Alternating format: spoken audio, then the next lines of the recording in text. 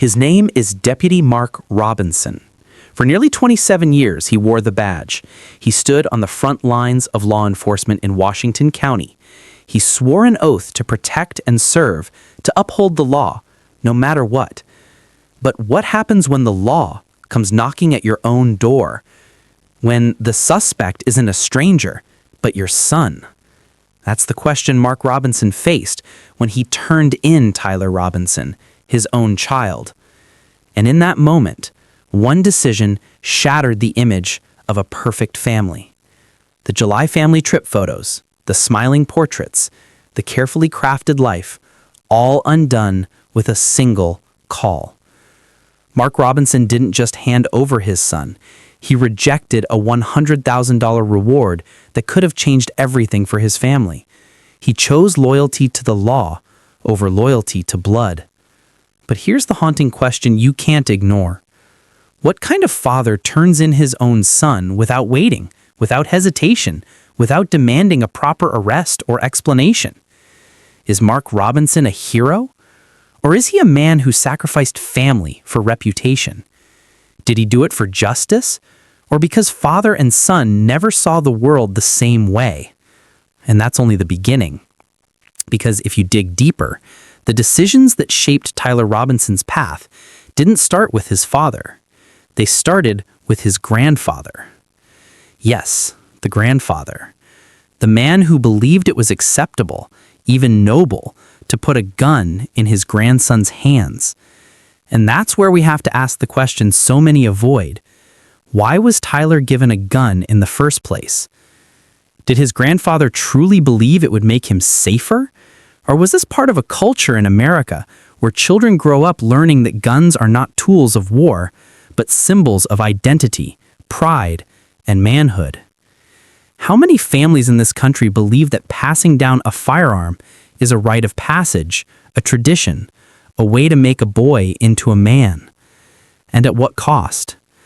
Because when we trace the story of Tyler Robinson, we're not just talking about a crime, we're talking about a chain of decisions, from father to son, from grandfather to grandson, that now leaves an entire family shattered and a community divided. And yet we have to ask, where does responsibility really begin? Is it with Tyler, who made his own choices? Is it with Mark Robinson, the father who called in his own blood?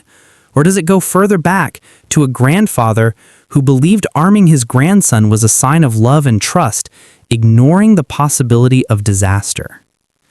This isn't just about one family. It's about America. It's about the gun culture we pretend to control, but continue to celebrate. How many fathers, how many grandfathers will watch this and say, I did the same thing. I gave my son a gun. I taught him how to shoot. I wanted him to be prepared. But prepared for what? Prepared to defend himself, or prepared to take a life? And when that line blurs, when the weapon meant to protect becomes the weapon that destroys, who do we blame? The boy who pulled the trigger? The father who raised him? Or the grandfather who placed the gun in his hands in the first place? And here's the question nobody wants to touch. Would this have happened without that gun? Strip away the firearm, and maybe Tyler Robinson's story ends differently. Maybe we're not here talking about betrayal, about fathers and sons, about a family divided forever. But when a gun is added to the equation, the story shifts from mistakes to tragedy. And yet, America continues to celebrate guns as heritage, as freedom, as culture. Is this really freedom? Or is it a cycle of destruction passed from one generation to the next, dressed up as tradition? But back to Mark Robinson. Think about the pressure on him. He wasn't just a father, he was a sheriff's deputy, a man who spent nearly 30 years enforcing the rules. The moment he discovered the truth about his son, he faced a decision that would tear any father apart: protect his child or uphold the oath he swore to his badge. And he chose the badge. But let's not rush to call him a hero, because heroes inspire trust. Heroes unite families. Heroes protect the innocent. Mark Robinson's decision didn't unite. It divided. It didn't protect, it destroyed.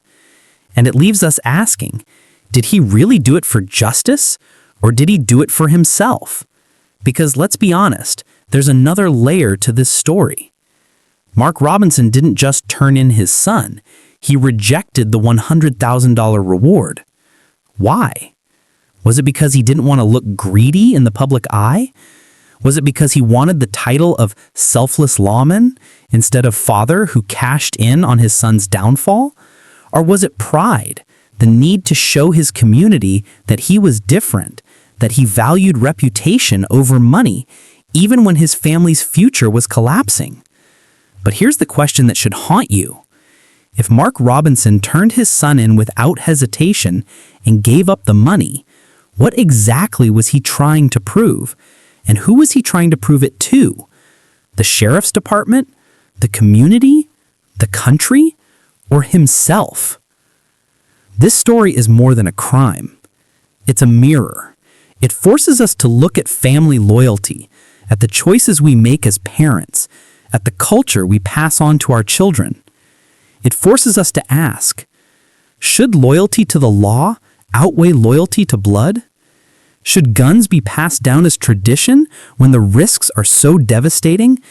And what do we call a man who gives up his son, a hero or a traitor to family? If you're watching this right now, don't just sit back. I want you to subscribe, share your thoughts in the comments, and turn on notifications, because this story isn't just mine to tell, it's yours to wrestle with. Would you have done what Mark Robinson did? Would you have turned in your own son? Or would you have looked the other way, even just for a moment, to give him a chance to disappear? And here's the most unsettling question of all. Did Mark Robinson truly save lives by turning Tyler in? Or did he betray the very essence of what it means to be a father? Stay with me, because the deeper we go, the more disturbing this story becomes. The cracks in the family, the silence around the grandfather's decision, the gun culture that no one wants to admit fuels these tragedies, and the haunting reality of a father who chose the law over love. This is only the beginning. Make sure you hit subscribe, share this with someone who needs to hear it, and turn on notifications, because this story isn't just about Tyler Robinson, it's about us. And what you're about to uncover will leave you questioning everything you thought you knew about family, loyalty, and justice. But here's the part that makes this story even more unsettling. Tyler Robinson wasn't just a name on a police report. He was a young man who lived among us, who walked through schools, parks, and stores just like anyone else. He wasn't hidden. He wasn't a shadow. He was there in plain sight, and yet no one saw this coming. Teachers didn't raise alarms. Neighbors didn't notice the signs. Friends, if he even had real friends left, never spoke out. So we have to ask, how many red flags did we miss? How many times did people excuse strange behavior with phrases like, "That's just Tyler being Tyler," or "he's going through a phase"? How many moments did society look away because it's easier not to get involved until it's too late? And isn't that the most haunting reality? That maybe, just maybe, this tragedy wasn't inevitable. Maybe it could have been stopped if only someone had paid attention. And then comes the silence. Silence from the schools he attended. Silence from the community that once embraced his family. Silence from the very people who now shake their heads in disbelief, pretending they had no idea. But silence is complicity. When a young man shows signs of trouble and everyone turns the other way, isn't that a kind of betrayal too?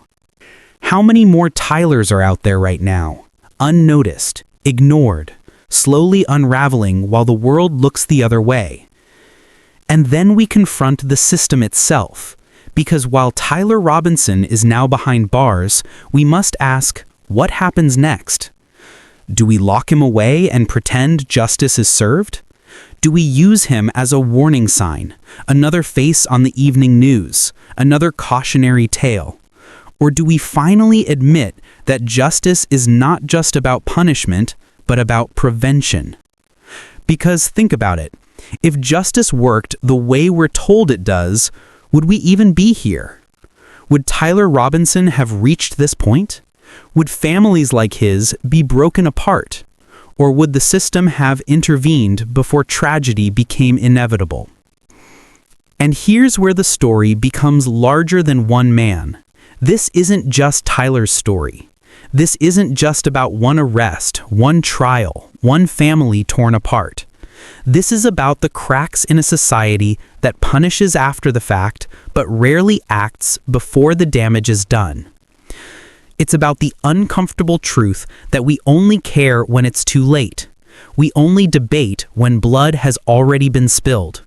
We only ask questions when the answers can no longer change the outcome. And yet, here we are.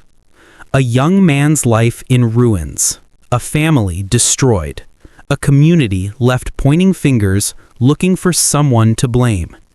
And still, the biggest questions hang heavy in the air. Could this have been prevented? Should someone have spoken up sooner?